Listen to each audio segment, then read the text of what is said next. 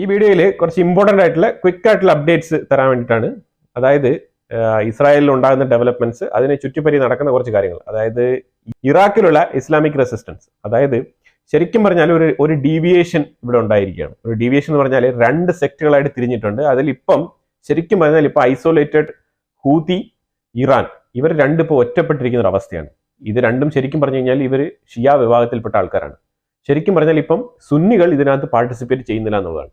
സുന്നികൾക്ക് ആകെ ഉണ്ടായിരുന്ന ഒരു കൺസേൺ എന്ന് പറഞ്ഞാൽ അവർ പാലസ്തീൻ, അതായത് ആ ഒരു ഗാസ സ്ട്രിപ്പ്, അതിനെ ചൊല്ലി മാത്രമാണ് ഇപ്പോൾ ഈ സുന്നികളുടെ കൺസേൺ. അത് ഇപ്പോഴല്ല, അത് പണ്ട് തൊട്ടേ ഉള്ളൊരു കൺസേൺ ആണ്. പക്ഷേ അതിനെ വലുതായിട്ട് ബാക്കപ്പ് ചെയ്ത് ഞങ്ങൾ ഏതാണ്ട് ഹമാസിനെ പൂർണ്ണമായിട്ട് അങ്ങ് വിജയത്തിലേക്ക് എത്തിക്കും എന്ന് പറഞ്ഞുകൊണ്ട് വന്ന ഈ ഒരു Iran regime, axis of resistance, അത് മൊത്തത്തിൽ പരാജയപ്പെടുകയും അതിന്റെ ട്രസ്റ്റ് വർത്തി നഷ്ടപ്പെട്ടു പോയിരിക്കുന്ന അവസ്ഥയാണ്. അതുകൊണ്ട് ഇറാഖിന്റെ ഭാഗത്ത്, അതായത് ഇറാഖിലുള്ള സുന്നി വിഭാഗത്തിൽപ്പെട്ട ഇസ്ലാമിക് റെസിസ്റ്റൻസ് എന്ന് പറയപ്പെടുന്ന ആ ഒരു മിലീഷ്യ ഗ്രൂപ്പ് അവർ പറഞ്ഞിരിക്കുകയാണ്, ഞങ്ങൾ ഇനി ഇസ്രായേലിനെതിരെ യുദ്ധത്തിന് ഇല്ല എന്ന് അങ്ങ് പ്രഖ്യാപിച്ചിരിക്കുകയാണ്.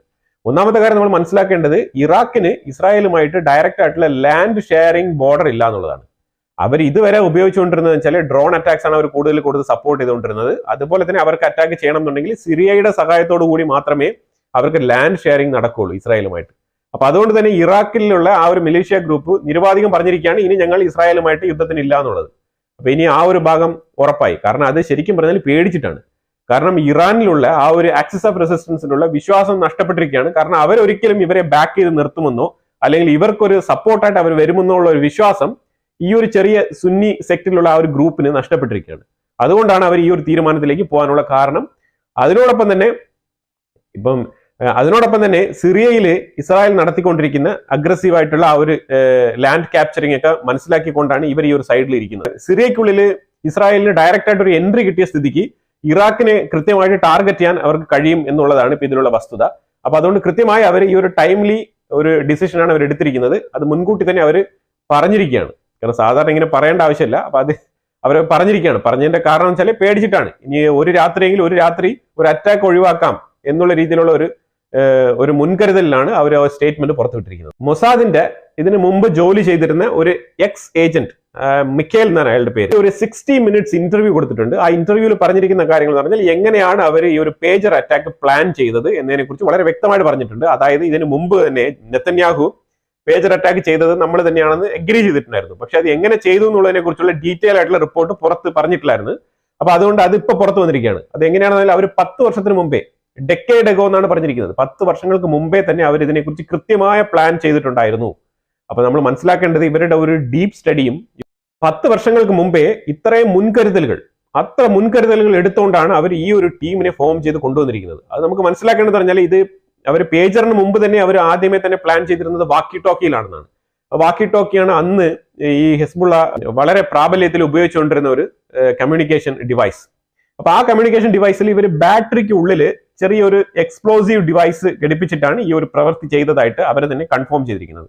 അപ്പൊ ഇത് 10 വർഷത്തിന് മുമ്പ് ഈ ഒരു ബാറ്ററി ഉൽപ്പാദിപ്പിക്കപ്പെട്ടത് ഇസ്രായേലിന്റെ ഉള്ളിൽ തന്നെയാണെന്നാണ് പറയുന്നത്. ഇതിനുവേണ്ടി അവർ ഷെൽ കമ്പനികൾ രൂപീകരിച്ച് ആ ഷെൽ കമ്പനിയിലൂടെയാണ് ഈ ഓർഡർ എടുത്ത് ഇവർ കൃത്യമായിട്ട് ഈ ഒരു ഐറ്റം സപ്ലൈ ചെയ്യാണ് ചെയ്തത്.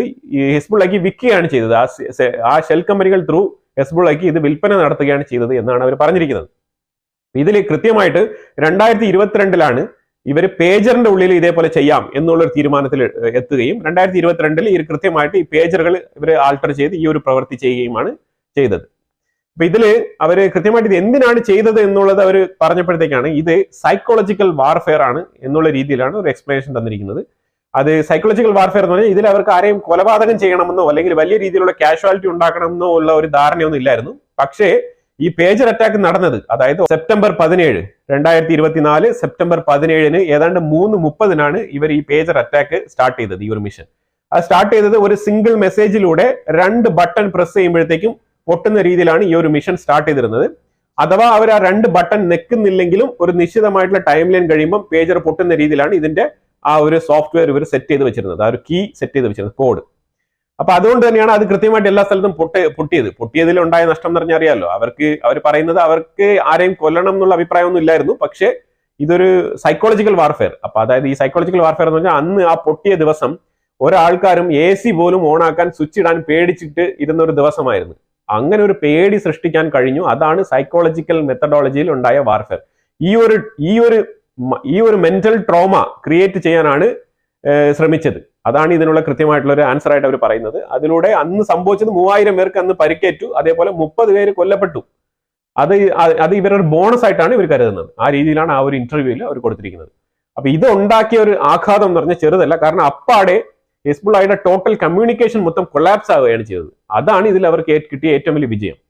പറഞ്ഞു വിട്ട് ആൾക്കാരെ, അതായത് പഴയ കാലത്തിലൊക്കെ ഈ ആൾക്കാർ ഇങ്ങനെ മെസ്സഞ്ചർ അയക്കുമല്ലോ, ആ രീതിയിലുള്ള ഒരു കമ്മ്യൂണിക്കേഷൻ ആയിട്ട് ഹിസ്ബുള്ളയെ പല വർഷങ്ങൾക്ക് പുറകിലോട്ട് അവരുടെ കമ്മ്യൂണിക്കേഷന്റെ മേഖലയിൽ ഏതാണ്ട് പല വർഷങ്ങൾ, അത്ര വർഷങ്ങൾ പുറകിലോട്ട് അവർക്ക് സഞ്ചരിക്കേണ്ടി വന്നു എന്നുള്ളതാണ് ഇതിന്റെ ഒരു വസ്തുത. നമ്മുടെ ബഷർ അൽ അസദ് ഇല്ലേ, സിറിയയുടെ മുൻ പ്രസിഡന്റ്, അയാളുടെ ഭാര്യയുമായിട്ട് ഡിവോഴ്സിന് അപ്ലൈ ചെയ്തിരിക്കുകയാണ്. ഭാര്യ ഇപ്പൊ പിന്നെ റഷ്യയിൽ പോയതേ ഉള്ളൂ. പോയ പാടെ ഇപ്പൊ അതാ മോസ്കോയിൽ പുള്ളിക്കാരത്തി ഡിവോഴ്സിന് അപ്ലൈ ചെയ്തിരിക്കുകയാണ്. ഇതിൽ 2 ഒപ്പീനിയൻ വരുന്നുണ്ട്. ഒരു ഒപ്പീനിയൻ പറഞ്ഞാൽ പുള്ളിക്കാരത്തി വളരെ ക്രിട്ടിക്കലായിട്ട് ചിന്തിച്ചുകൊണ്ട് അവര് ഡിവോഴ്സ് മേടിച്ച് ഒരു സേഫ് സൈഡിലേക്ക് മൂവ് ചെയ്യാൻ വേണ്ടിയിട്ടുള്ള ഒരു പിന്നെ കാര്യമായിട്ട് കരുതുന്നുണ്ട് ആൾക്കാർ. അതായത് ഈ ഡിവോഴ്സ് മേടിച്ചു കഴിഞ്ഞാൽ ഈ അസദിന്റെ കസ്റ്റഡിയിൽ നിന്ന് വൈഫ് മാറുകയാണല്ലോ. അപ്പൊ അതുകൊണ്ട് അവർക്ക് ഒരു സെക്യൂരിറ്റി കിട്ടും, അവരെ ആൾക്കാർ ഉപദ്രവിക്കില്ല എന്നുള്ളൊരു നിലപാടിൽ അവർക്ക് വേറെ പുറം രാജ്യങ്ങളിലേക്ക് അസദിന് വേണ്ടിയിട്ട് സഞ്ചരിക്കാം, അങ്ങനത്തെ കാര്യങ്ങളൊക്കെ ചെയ്യാം. ആ രീതിയിൽ ഒരു തന്ത്രപരമായ നീക്കമായിട്ട് ഇതിനെ ഒരു കൂട്ടർ കാണുന്നുണ്ട്. അതുപോലെ തന്നെ ഇല്ല, ഇത് ഇവർ പണ്ട് തൊട്ട്, അപ്പൊ ഇവർക്ക് അസദുമായിട്ട് അങ്ങനെ പൊരുത്തപ്പെട്ട് പോകാൻ പറ്റുന്നില്ല. ഈ ഒരു സാഹചര്യം അതിനൊരു അവസരമാക്കി കരുതിക്കൊണ്ട് അവർ ഡിവോഴ്സിന് അപ്ലൈ ചെയ്യാണ്. എന്നിട്ട് അവർ UK മൂവ് ചെയ്യുന്നു എന്നുള്ള രീതിയിൽ ആണ് വാർത്തകൾ വരുന്നത്. പിന്നെ ഒരു ഇമ്പോർട്ടന്റ് ആയിട്ടുള്ള മെസ്സേജ് വന്നിരിക്കുന്നത്, ഇറാൻ വീണ്ടും ഹിസ്ബുള്ളയ്ക്ക് ആയുധം കൊടുക്കാനുള്ള ഏർപ്പാടുകൾ തുടങ്ങാനുള്ള ഒരു ശ്രമം നടത്തുന്നുണ്ട്. അപ്പൊ അതെങ്ങനെ, അപ്പൊ അതിപ്പോ പല സ്ഥലങ്ങളിൽ ഇപ്പൊ എല്ലാം അടച്ച് എല്ലാം പൂട്ടി വെച്ചിരിക്കില്ലേ, ഇനിയിപ്പോ എങ്ങനെയാണെന്ന് പറയുമ്പോഴത്തേക്ക് ഇതാ പുതിയതായിട്ട് ലെബനാൻ ഒരു അനൗൺസ്മെന്റുമായിട്ട് വന്നിരിക്കുകയാണ്. അതായത് അവര് ബെയ്റൂത്തും തെഹ്റാനും തമ്മിൽ ഫ്ലൈറ്റ് കണക്ടിവിറ്റി തുടങ്ങാൻ പോവാണെന്ന്.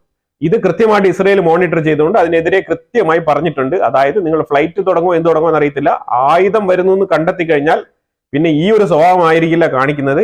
ഇപ്പൊ നടത്തിയതിന്റെ 10 മടങ്ങ് ശക്തമായ ആക്രമണം ലെബനാന്റെ ഉള്ളിൽ ഉണ്ടാവും എന്നാണ് പറഞ്ഞിരിക്കുന്നത്.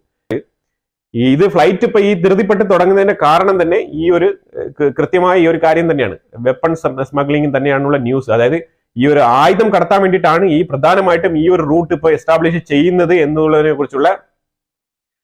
കുറിച്ചുള്ള കൃത്യമായ വിവരം മൊസാദിന് കിട്ടിയിട്ടുണ്ട്.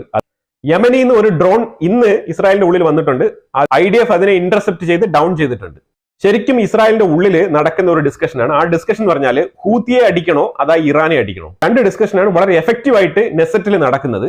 അതിൽ പരമാവധി മെജോറിറ്റി പറയുന്നത് മെജോറിറ്റി ആയിട്ടുള്ള പാർലമെന്റേറിയൻ മെജോറിറ്റി മെമ്പേഴ്സ് ആവശ്യപ്പെടുന്നത് ഇറാനെ അറ്റാക്ക് ചെയ്യുന്നതായിരിക്കും ഉചിതം വാദം. പക്ഷെ നെതന്യാഹു പറയുന്നത് ഹൂത്തികളെ ഇപ്പൊ നമുക്ക് അടിക്കാം, ബാക്കിയുള്ള കാര്യം നമുക്ക് പിന്നീട് നോക്കാം എന്നാണ് നെതന്യാഹു പറയുന്നത്. പക്ഷേ മെജോറിറ്റി സപ്പോർട്ട് ഇറാനെ അറ്റാക്ക് ചെയ്യാനാണ് വന്നിരിക്കുന്നത്. അതായത് IDF ഉൾപ്പെടെ പറയുന്നത് ഇറാനെ അറ്റാക്ക് ചെയ്യാനാണ്. അപ്പൊ ഇതിൽ രണ്ടിലും ഒരു തീരുമാനമായിട്ടില്ല. പിന്നെ ഇതിൽ ഏറ്റവും വലിയൊരു കോമഡി എന്ന് പറഞ്ഞു കഴിഞ്ഞാൽ US നിന്നും ട്രംപിന്റെ ഭാഗത്തു നിന്ന് വന്നിരിക്കുന്ന ഒരു ത്രെട്ട് എന്ന് പറഞ്ഞാൽ കൃത്യമായ ത്രെട്ട്. അതായത് നിങ്ങൾക്ക് ജീവിച്ചിരിക്കണോ വേണ്ടയോ, ഇത് അവസാനം ഇങ്ങനെ ചോദിക്കേണ്ട അവസ്ഥയിലെത്തി ഈ ഒരു ബന്ദികളെ വിട്ടുകിട്ടാൻ വേണ്ടിയിട്ട്. അതായത് ഇതിൽ ഇപ്പം പ്രത്യേകിച്ച് മനസ്സിലാക്കാനുള്ളത്, ഇതിൽ 11 പേരെ സോൾജേഴ്സ് ആയിട്ടാണ് ഹമാസ് കരുതിയിരിക്കുന്നത്. അതായത് ഇസ്രയേലിലുള്ള ഏത് ആണുങ്ങളെ പിടിച്ചാലും അവർ സോൾജേഴ്സ് ആയിട്ടാണ് ഹമാസ് കൺസിഡർ ചെയ്യുന്നത്. കാരണം അവർക്ക് എല്ലാവർക്കും മിലിറ്ററി പ്രാക്ടീസ് കിട്ടിയിട്ടുണ്ടാവും. IDF ഒരു ഡിമാൻഡ് വെച്ചത് നിങ്ങൾ 34 പേരെ തരാമെന്നാണല്ലോ പറഞ്ഞത്. അപ്പൊ അതിൽ ഇവർ ഇന്നലെ ഹമാസ് പറഞ്ഞത് 11 പേരെ റിലീസ് ചെയ്യാം, നിങ്ങൾ 200 പാലസ്തീനികളെ റിലീസ് ചെയ്ത് കഴിഞ്ഞാൽ ഞങ്ങൾ 11 ഇസ്രായേലികളെ വിടാമെന്നാണ് പറഞ്ഞത്. അപ്പൊ അതിൽ കൃത്യമായിട്ട് ഇപ്പൊ പറഞ്ഞു വന്നിരിക്കുന്നത്, നിങ്ങൾ 34 പേരെ തരാമെന്നാണല്ലോ ആദ്യം പറഞ്ഞിരുന്നത്, പിന്നെ അതെന്തിനാണ് ഇപ്പൊ 11 ആയിട്ട് മാറ്റുന്നത്? അപ്പം അതിലിപ്പോ പറഞ്ഞിരിക്കുന്നത് 11 പേര് ഞങ്ങൾ പറയുന്ന ആൾക്കാരെ ഉൾപ്പെടുത്തൂ എന്നാണ് ഇപ്പൊ ഇസ്രായേൽ ആവശ്യപ്പെടുന്നത്. ഇതിലൊരു ടെക്നിക്കൽ ഉണ്ട്. കാരണം ഈ 11 പേരും ജീവിച്ചിരിപ്പുണ്ടോ എന്ന് അറിയാൻ വേണ്ടിയിട്ടാണ് ഇസ്രായേൽ ഈ ഒരു കളി കളിക്കുന്നത്. അതെ, മെയിൽ സോൾജേഴ്സ് ആയിട്ട് കരുതപ്പെടുന്ന 11 പേരുടെ ലിസ്റ്റ് ഇസ്രായേൽ അങ്ങോട്ട് കൊടുത്തിട്ടുണ്ട്. നിങ്ങൾ ഇവരെ ഉൾപ്പെടുത്തിക്കൊണ്ട് ആ 34 പേരിൽ ഉൾപ്പെടുത്തൂ ഈ 11 പേരെ എന്നാണ് പറഞ്ഞിരിക്കുന്നത്. ഇതിന് ഇതുവരെ കൃത്യമായിട്ടുള്ള മറുപടി ഒന്നും ഹമാസിന്റെ ഭാഗത്ത് നിന്ന് വന്നിട്ടില്ല എന്നുള്ളതാണ്. അമേരിക്കൻ പൗരനായിട്ടുള്ള ആൾക്കാരെങ്കിലും നിങ്ങൾ പെട്ടെന്ന് റിലീസ് ചെയ്യണം, ഇല്ലാന്നുണ്ടെങ്കിൽ നിങ്ങൾ ബുള്ളറ്റ് നിങ്ങളുടെ ഫോർഹെഡിൽ വെച്ച് അടിക്കുന്നതാണ് പിന്നെ ട്രംപ് പറഞ്ഞിരിക്കുന്നത്. ഈ രീതിയിലൊക്കെയാണ് പറഞ്ഞുകൊണ്ടിരിക്കുന്നത്. അപ്പൊ ഇത് ഇപ്പൊ ഏത് രീതിയിൽ പോകുന്നു, ഇനി ഫോർഹെഡിലല്ല എവിടെ വെച്ച് അടിച്ചിട്ടും കാര്യമൊന്നുമില്ല. എന്റെ ഒരു അഭിപ്രായത്തിൽ ഇവന്മാരെ ഈ ഹമാസിന്റെ ലീഡറായിട്ടുള്ള ആൾക്കാരെ മൊത്തം തട്ടിയിട്ട് ഈ ഹോസ്റ്റേജിനെ സ്വന്തമായിട്ട് എന്തെങ്കിലും കണ്ടെത്താനുള്ള വഴി ഉണ്ടെങ്കിൽ ആ രീതിയിൽ മുന്നോട്ട് പോകുക എന്നുള്ളതാണ്. അല്ലാതെ ഇതിൽ വേറെ എന്തെങ്കിലും വഴിയുണ്ടെന്ന് എനിക്ക് തോന്നുന്നില്ല.